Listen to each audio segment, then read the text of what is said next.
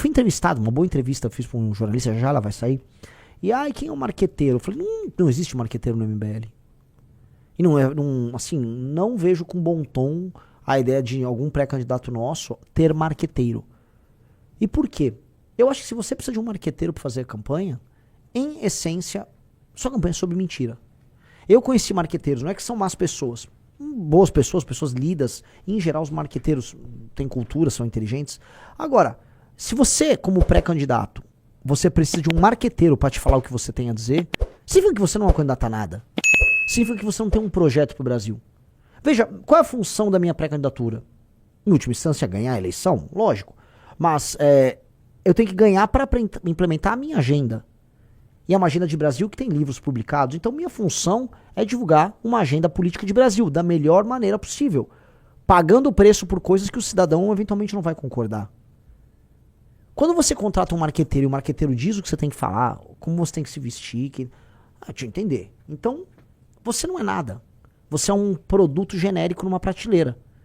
Então eu tenho uma ressalva muito grande essa coisa do marqueteiro. E o Flávio fica mudando de marqueteiro como quem muda de cueca. O Lula também tava, né? Que ele manteve o Sidônio.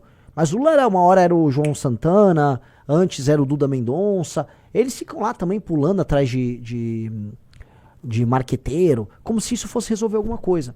Eu conheço o caso, só pra falar pra vocês, que as propostas de um candidato são montadas pelo marqueteiro. O marqueteiro faz pesquisa. Você tá rindo isso?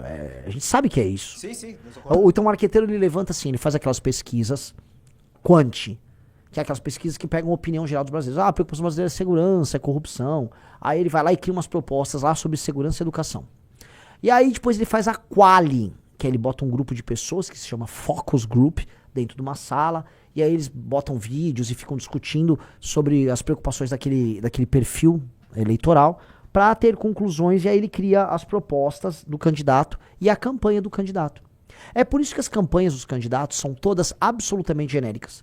Tem coisa mais genérica, por exemplo, do que as campanhas à la Geraldo Alckmin. Olha, a Dona Maria, ela quer saúde, ela quer emprego na ponta, ela quer transporte de qualidade, ela quer segurança, tá? E olha só, ela não aguenta mais a roubalheira dos políticos.